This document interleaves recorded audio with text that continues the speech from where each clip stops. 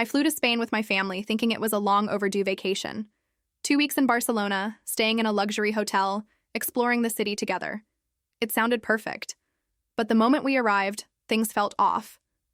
At check-in, the hotel staff spoke to us in Spanish, mentioning 3 guests. I started to translate, but before I could finish, my sister laughed. "Your job's done. Thanks for your hard work," she said.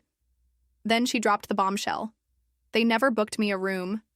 I looked at my parents, expecting them to correct her. They just smiled and ignored me. That's when it hit me. I wasn't invited on this trip as part of the family. I was just the translator, the baggage carrier.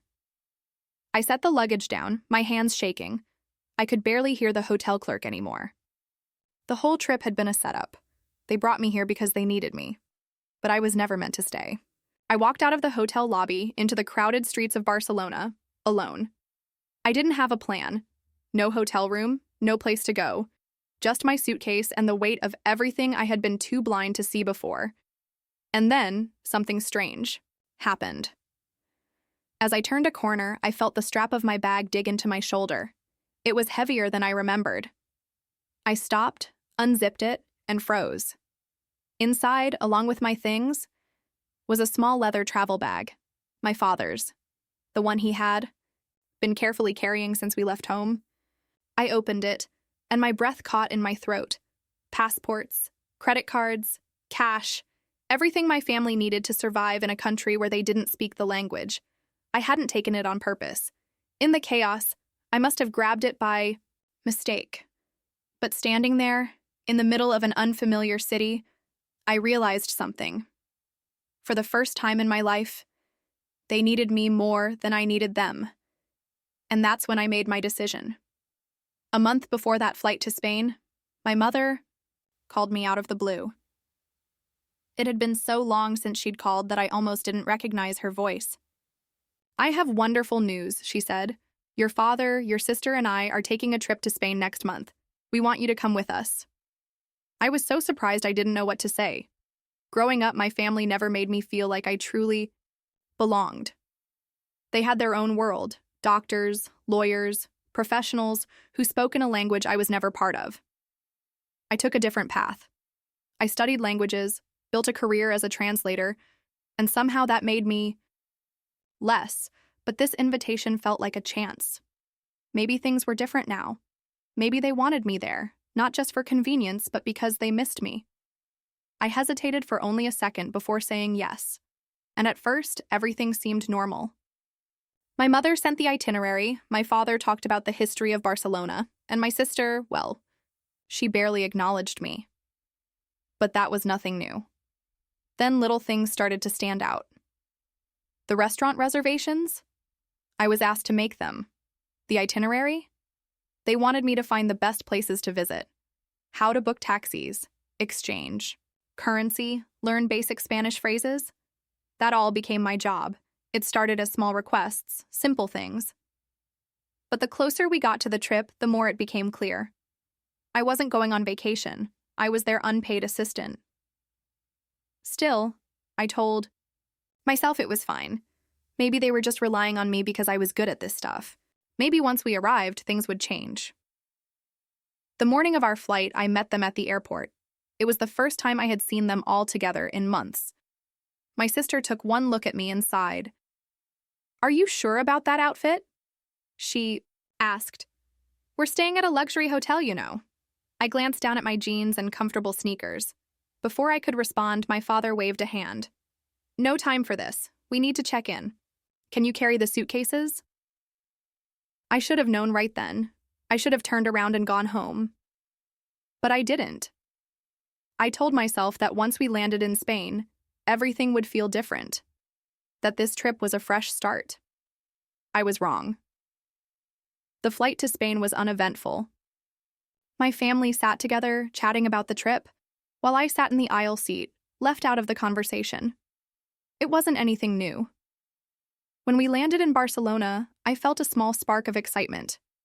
The warm air, the beautiful architecture, I wanted to believe this trip would still be something special. Maybe things would change once we started exploring. That hope faded quickly.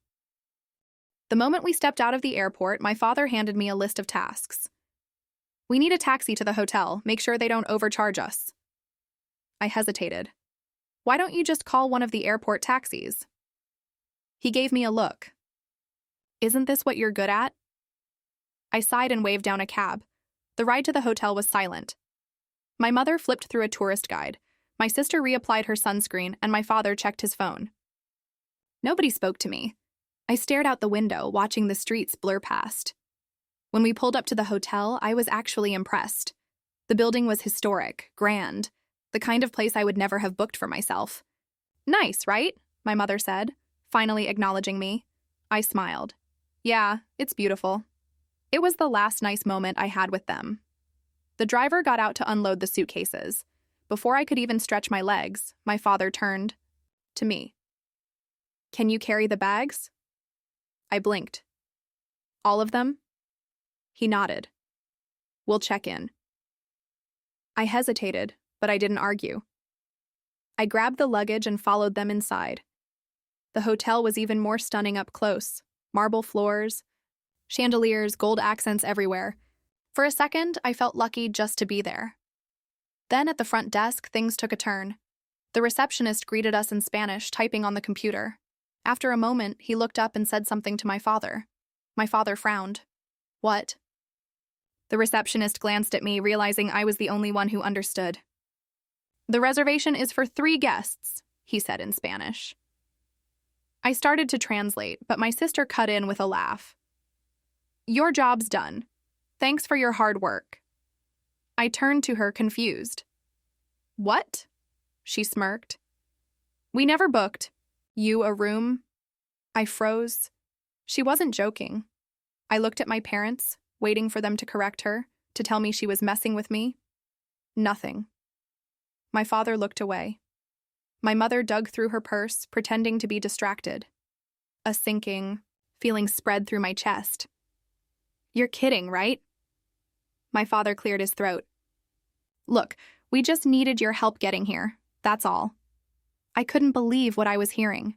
You invited me on a 2-week trip just to use me? Don't be dramatic, my mother said. You know we don't speak Spanish. We needed someone who could handle the logistics. I was speechless. So, what was the plan? I asked, my voice shaking. I just leave? You're free to do what you want, my father said, finally meeting my eyes. But staying here wouldn't really make sense. This hotel is expensive. I stared at them. My own family. The people who were supposed to love me. They had no problem leaving me stranded in a country where I had no hotel, no plans, nothing. I felt something inside me snap. I set the suitcases down. Without another word, I turned and walked away. I didn't know where I was going. I just needed to get out of that hotel before I broke down completely. I walked out of that hotel and into the streets of Barcelona, my head spinning. I wasn't even sure where I was going. I just needed to get as far away from them as possible. People rushed past me, laughing, talking, enjoying their vacations. Meanwhile, I was standing there, in a city I barely knew, abandoned by the people who were supposed to care about me. I wanted to be angry. I wanted to cry. But more than anything, I just felt empty. I kept walking, turning down side streets, trying to process what had just happened. My hands clenched around the handle of my suitcase, my breath uneven. That's when I felt it, the strap of my bag digging into my shoulder heavier than before. I stopped walking and frowned. Something felt off. I set my suitcase down and unzipped my bag. Inside, among my clothes and essentials, was something that definitely didn't belong to me. A small leather travel bag. My father's. I froze. I knew exactly what was inside. He had been carrying it the entire trip, never letting it out of his sight. With shaking hands, I unzipped it. Passports, credit cards, a thick stack of cash. I stared at it, my heart pounding. I hadn't taken it on purpose. In the chaos of leaving, I must have grabbed it by mistake. But now, standing there in the middle of Barcelona, I realized exactly what this meant. They had left me stranded. but I had just done the same to them. I let out a short, breathless laugh. For the first time in my life, they needed me more than I needed them. I zipped the bag shut and looked around. I was still alone, still uncertain about what to do next. But one thing was clear. There was no way I was going back to that hotel. Not yet. I needed time to think. I spotted a small cafe nearby and walked in, setting my things down at a table by the window. A waiter approached, speaking in rapid Spanish. I answered easily, ordering a coffee, and as I waited, I pulled the bag onto my lap. I knew what the right thing to do was, the obvious choice. I should go back, hand them their things, and let them carry on with their perfect vacation. But something stopped me. For years, I had been nothing but a convenience to them. The translator. The assistant. The one who existed to make their lives easier. Now, for once, I had the power. I took a slow sip of my coffee, my mind racing. I wasn't going to steal from them. That wasn't who I was. But maybe, just maybe, this was a chance to make them understand what it felt like, to be stranded, to feel helpless, to realize that the person you thought didn't matter was actually the only one who could save you. I had no idea what was going to happen next. But for the first time in my life, I was in control. As I sat in that cafe, turning things over in my head, I overheard a woman at the next table let out a frustrated sigh. She was on the phone, speaking rapidly in Spanish, her voice tense. Something about a guide canceling at the last minute. A group of English-speaking tourists with no one to lead them. A disaster for her company. I wasn't trying to eavesdrop, but the moment she hung up, she buried her face in her hands. Without thinking, I spoke up. "Excuse me, do you need an English-speaking guide?" She looked up surprised. "You speak English?" "I'm a translator," I said. "Spanish and English." Her eyes narrowed, studying me.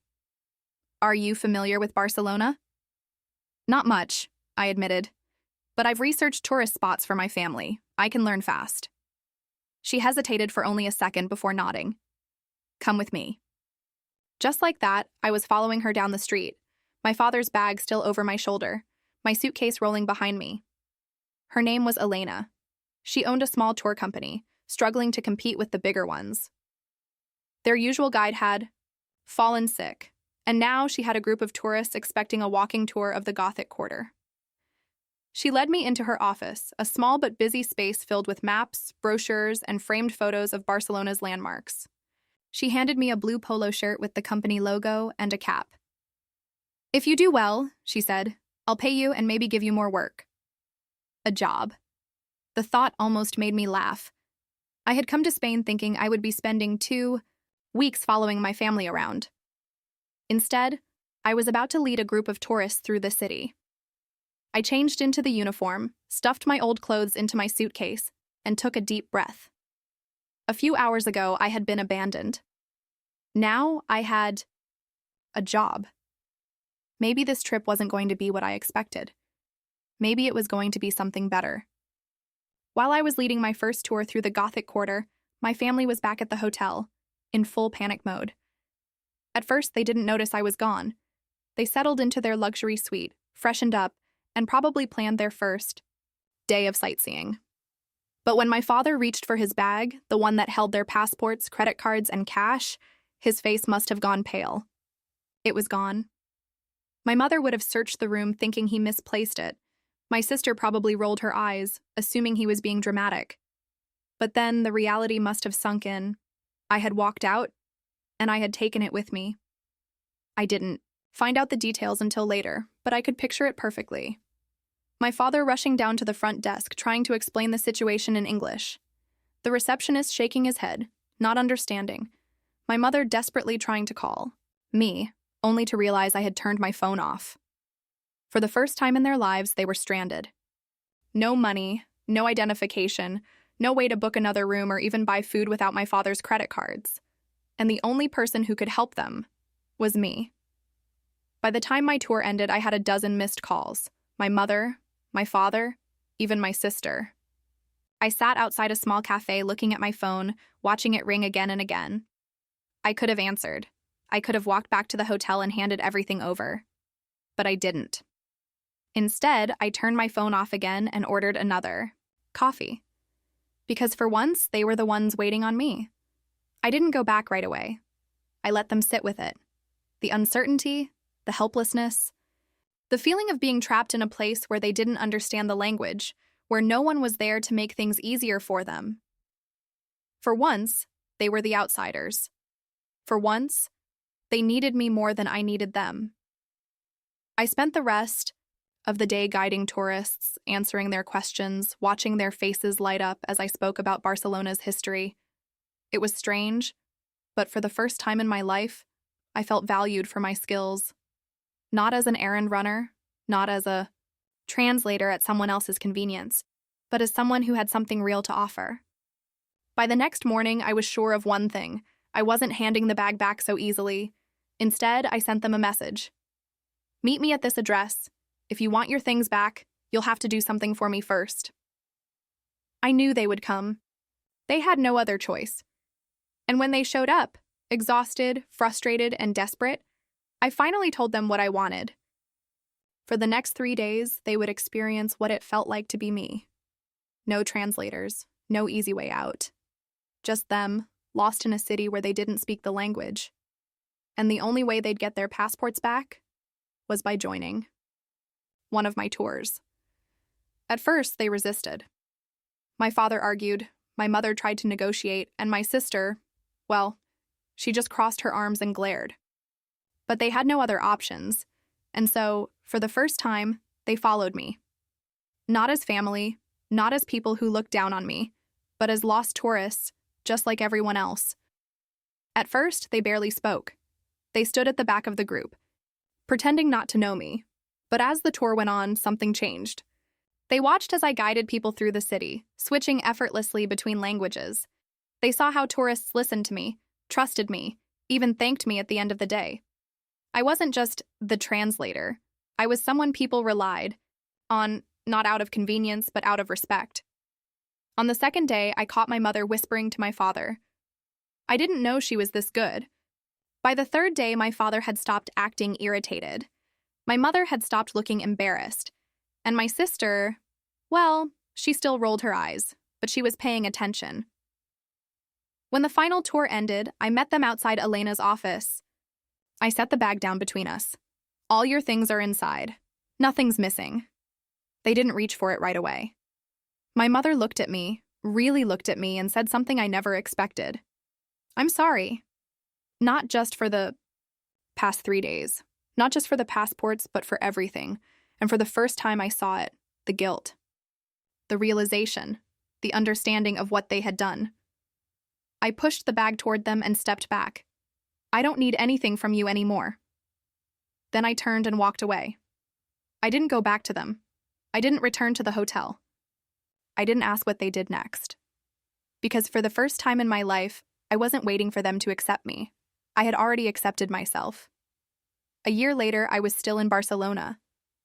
But I wasn't lost anymore. I had built something real. The small tour company Elena ran, it grew. She offered me a permanent position, and eventually, I became her business partner. Together, we expanded. More tours, more guides, more people. From all over the world coming to see the city through our eyes. And I was good at it. People remembered me. They left reviews online, told their friends about the amazing guide who made Barcelona come alive. My name, my work, it mattered. Then one day, I got a message. My parents were coming back to Spain. This time, they weren't staying in a luxury hotel. This time, they wanted to see my version of Barcelona. I didn't know what to expect when I met them at the restaurant. But when my mother hugged me, when my father shook my hand, not out of obligation, but out of respect, I realized something. I had spent years trying to be part of their world. But now, they had stepped into mine. And for the first time, I wasn't just their daughter. I was someone they admired.